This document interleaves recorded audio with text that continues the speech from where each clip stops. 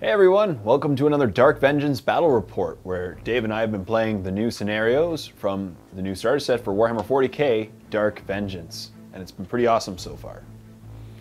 And we're going to play yet another scenario this time, so let's just go to the armies and the scenario. Okay, Mission 4, Psychic Storm. This is the deployment. Your librarian, whose name is Termiel, right? Yes. You start 6 inches from your table edge. My cultist group, led by a guy with a shotgun, who I will name in about 2 seconds, Tektvar, and he's got a heavy stubber as well. They start on the table. In this mission, reserves are introduced as well as psychic powers. And it tells us exactly what the psychic powers are right here for Termiel. So in reserves on your side, you have Deathwing. Yep. And reserves on my side, I have Anarchus and his cultist group, sect rather, and then I have my chosen Chaos Space Marines right there. Chosen Chaos Space Marines right here. They will, they have their backs to you right now because they're a little bit snubbed. Yeah. But other than that, the goal of the game here is straight elimination. Whoever can eliminate the models on the other side first wins.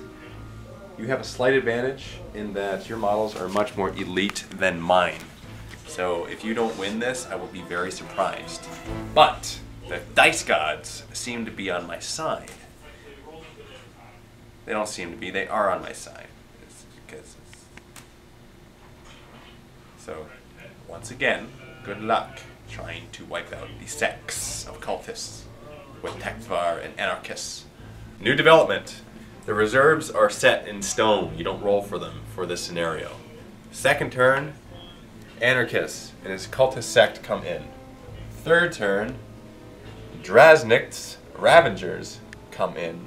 Fourth turn, Deathwing come in. Basically, your librarian has to survive all of the waves of anarchy before your Deathwing come in to save the day. If they're able to save the day, which I think they probably will. But let's see what happens. So Dark Angels, turn 1. Remember that there's unlimited number of turns in this game. Here's what the battlefield looked like at the beginning of the game, and as you can see, that lone librarian is staring down at a squad of cultists at the other side of the board. Will the librarian survive? We'll just have to wait and see. And there's Tektvar with his squad of cultists. So my first turn was pretty simple. I moved him 6 inches towards behind the building, and then ran him a little bit further just to hide him a little bit from the cultists. So Chaos, turn 1. The cultists move up a full 6 inches. And since they can't see the librarian or get in range, they decide to run.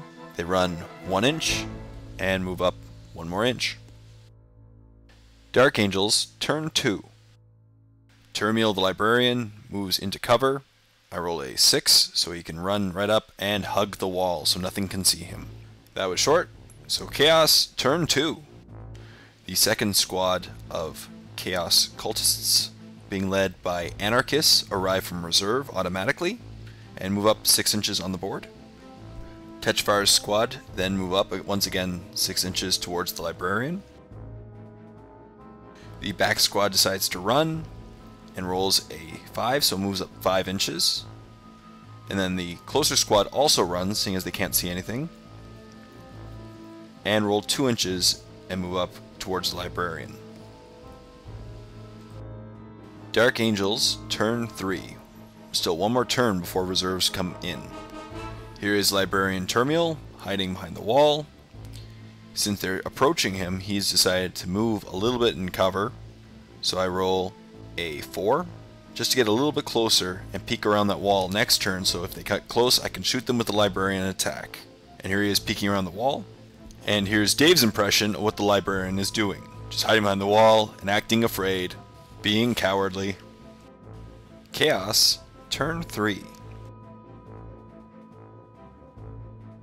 So turn 3 in this scenario, the Chaos Chosen automatically come in from reserve behind the second squad of cultists. And here is what the battlefield looks like right now. As you can see, the 3 waves of Chaos people and the Librarian hiding behind a wall. The first squad of Chaos cultists led by Tetchfire move up. The second squad of cultists also move up. And to potentially block all my deep strike areas, they all run. So the first squad runs in the back, rolls 5 inches.